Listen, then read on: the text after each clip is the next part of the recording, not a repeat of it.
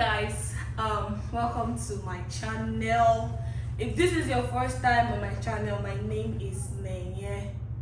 This is not your first time, you're OG on the channel. Thank you for always being there. But to my first time ones, please subscribe to my channel because I'm fun, I'm creative, I'm an entertainment. Yes, like me alone, it's an entertainment. So today's video, I'm going to be talking about, or I'm going to be reviewing two movies. I won't say two of my favorite movies, but two of Nigerian movies that I kind of enjoy, because I'm not the kind of person that really enjoy a lot of Nigerian movies, but I kind of really enjoyed this one, and I would recommend it to people to watch. Yeah, and I don't recommend Nigerian movies on a normal to people, but I'm recommending, like I would comfortably recommend these two for people to watch. So the two movies I'm going to be actually reviewing and comparing some things in the movies and talking about some other things that were not practical. So I'm going to talk about the famous Blood Sister and the also famous King of Boys, but this time around I'm talking about King of Boys season 2 or part 2, because I feel it's easier to compare part 2 to Blood Sisters than part 1. So some of the things I'll be I can't put some of the things I want to compare here because I can't have them on my head. So like first thing I'm going to be talking about is the lightning. I'm going to compare lightning in both movies. For me, I would pick like the lightning in Blood Sister over the lightning in King of Boys, because King of Boys was basically shot in a lot of the scenes were shot in the dark, in the night. So if you don't have a good TV or you don't have a very good camera, a good phone, I don't think you really enjoy it. You'll be squinting to see some of the parts or some of the characters because they wore a lot of black in the movie, and also it was done in the dark. I'm not saying the lightning was bad, but a lot of the scenes were just shot in the dark. So I'll pick Blood Sister because a lot of it was daylight and few nights, and even the nights were not as dark as King of Boys, because I understand the storyline between King of Boys and know that why it was dark. So next thing I'll be moving on is makeup. I wouldn't pick any of them because I think there's one problem with makeup with Nigerian movies is I don't know if they don't understand how to do the makeup, or most celebrities or most actors and actresses do not want to put their natural faces on camera or something, I guess, because we don't know the right makeup to do on our actors and actresses. Like daytime makeup, night makeup, things like that are like a problem to me, because you see someone waking up and they all have heavy makeup on their faces, and it's just weird. So I think it's general for almost all the movies. I will not just say it's King of Boys and this. I would generally say it's almost all the movies that are like that. We have issues with makeup, so it's not just the two movies. Next thing I want to talk about is costume. Like, okay, I think we're improving when it comes to costume in movies these days, because the costume in both movies were mad. They were amazing, like amazing. I wanted to like pick Blood Sister, but I remembered a lot of other stars in King of Boys too. Like they all got the right costume for each characters, and they actually pulled it off completely. Like Odudu Bariba, which was Charlie Boy's name in the movie, his outfit throughout the whole movie was amazing. Because in part 2, I don't really think Eniola in King of Boys, I don't think Eniola, the older Eniola, not the younger Eniola, both of them, I don't think they wore a lot of outfits or put a lot of costume out for them during part 2, because she was basically wearing the regular clothes. So I think her part 1 outfits were mad better. And then in Blood Sisters, I think where they only pulled out a lot of outfits was in the beginning during the wedding, and it was just a regular wedding. I know the scene was a wedding scene and you don't have to go extraordinary, so it was just the normal outfit. So I would say both characters in each movies had amazing outfits. Like they all put out their outfits, so I'm not going to pick any side in the movie.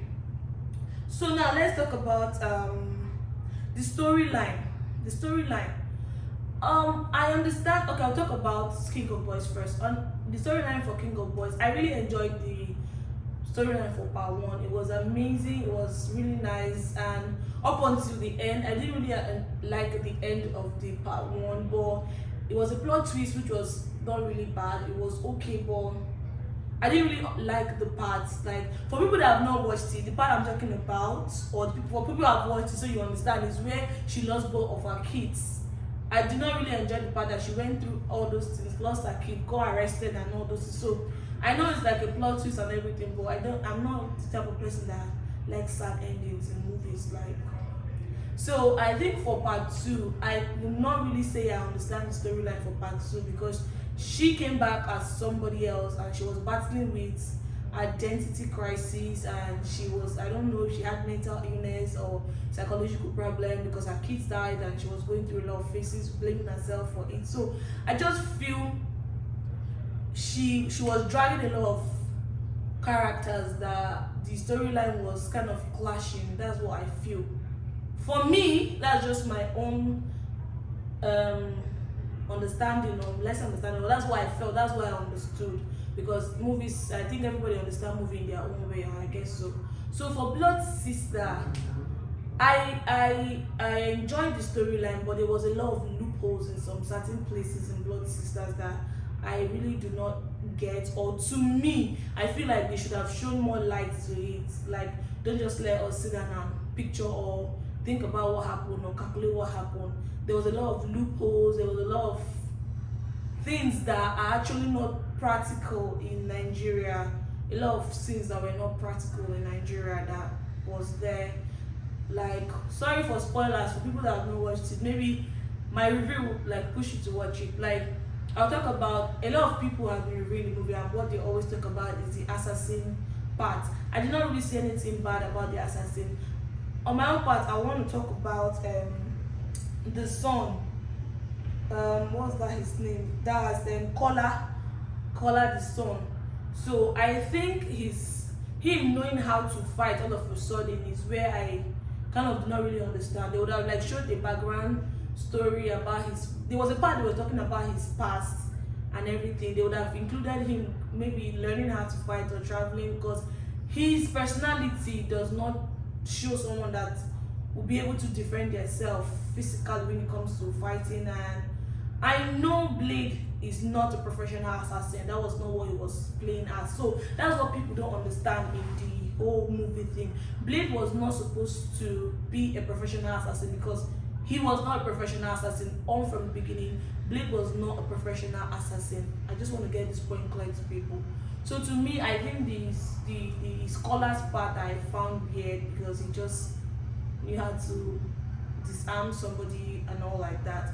Another loophole in the movie that I did not really get is Colla's sister, the one on drug and all that. Like, I don't get if she was there when the dad killed the mom, when the mom killed the dad, or I don't know if she was in the vehicle or she was somewhere, she saw it or she assumed it. So that part was not clear to us. Even when she was explaining and telling her siblings and every other person before she killed everybody that the mom killed the dad and all that, like, they would have showed like back then what happened, how it happened, and what she saw, because we don't know what she saw and we don't know what happened and all that. But I think that's, I don't know if it's a loophole, I don't know if I would call it a loophole and all that. And again with Blood Sister, the part, the fighting, the naked fighting part in the rehabilitation center, I didn't see the necessity in that part. Like, I did not see the usefulness of it. I did not see why it was there. I did not see why it was involved. Like, they obviously stay also in the same room in the rehabilitation center. So if they wanted to fight, they would have also fought in the room, which they eventually did. So why was the part, well, I don't know. I don't understand what's happening in Nigerian movies these days, but I don't really understand that part in the movie. So for the storyline, if I want to pick one side, I don't know, I will pick King of Boys storyline, because I feel there was a lot of loopholes in Blood Sister than in King of Boys. And again, the part whereby First of all, we don't trust easily in Nigeria. It's a normal thing for us not to trust people easily, strangers to be precise. And you just murdered somebody and you're wanted, the police and everybody's after you, and you easily trusted a stranger and got into the stranger's vehicle. Okay, let's agree that you needed someone to drop you off somewhere, and they drop you off. You stayed in the person's house, you ate, you drank, you showered, you changed into the clothes. Like, like that part was not practical for a normal Nigeria. It was not practical because we don't do things like that.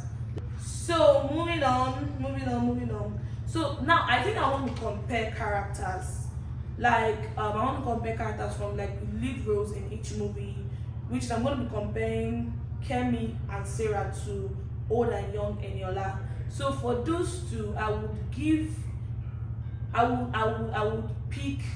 Eniola over Kemi and Sarah. Not because Kemi and Sarah did not do well in Blood Sister, but I think I would give it to Eniola. She did a lot. She passed a lot of message with what she was saying. I don't want to say maybe she has been in the industry longer than them, so she has more experience. Like, she was able to communicate to the viewers, and we understand and we felt her emotions. Kemi and Sarah, on the other hand, I know they were like the assassin, but on the other hand, they were painting a picture of someone that was abused, domestic violence and all that, and it was difficult for us to connect with what she went through, and everybody was looking at the part that she kissed someone, because maybe she did not really portray the emotional part well. To my own opinion, that's what I felt happened. That's why we did not really see that spark or something in them.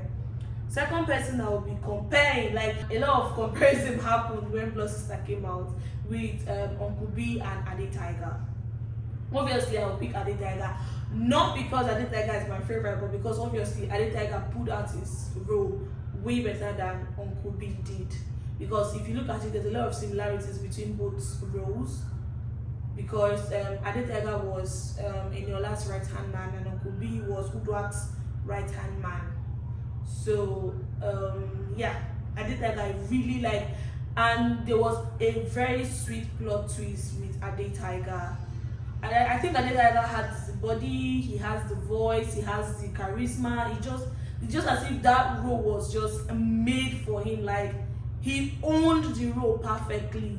And Uncle B is someone we've seen so much in movies, and I expected him to, I don't know if I would say I expected him to do more. The script did not expect him to do more, but I was not really feeling Uncle B in the movie. I saw Uncle B more like a comedy than the action in the movie. So for the final thing I'm going to be talking about is suspense. Suspense in both movies. I think King of Boys had a lot, like a freaking lot of suspense. I'm telling you, every scene has suspense in King of Boys. Like, you don't get what you're expecting. There's a lot of suspense. Like, if you're watching King of Boys, your heart will just be beating, because there was a lot of scenes that were like, wow, this happened, oh, this person came back, this and that. A lot of it that if I still stay and remember it, I'm like always smiling.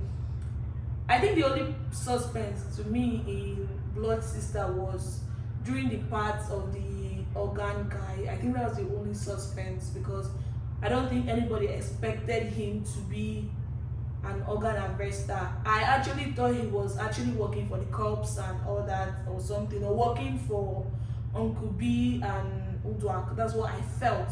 So I think to me that was like the only suspense I got in the movie. But every other thing was easy to read. To me, it was transparent. The movie was like absolutely transparent. It was easy to read. But I'm telling you guys, King of Boys has like crazy suspense. See when Makanaki came back to life and all those things, like, or when Ade Tiger was acting like he was not going to stick around with Eniola, and at the end he was like all that till I die and all. So it was like really cool. Like, so if I'm going to rate both movies over 100, I'm going to say King of Boys is let's say 90 over 100, because I know we could actually do more, and then Blood Sisters is like 79 over 100 because they actually tried. They really tried. So that's my own review on the both movie and rating on both movies. So I advise both everyone, like I will advise all of you to actually watch the movie. Like it's really nice. It's not a bad movie. So that's all, and that's all. So if you've not subscribed to my channel, I don't know what you're waiting for. I took my time to watch those two movies to actually review it to all of you, and you just watch my videos and you don't subscribe. Why? The button is just there. Just tap on it. So thank you for watching my video. Please subscribe, please like, please share. See you guys on the next review video, hopefully or hopefully not. Bye.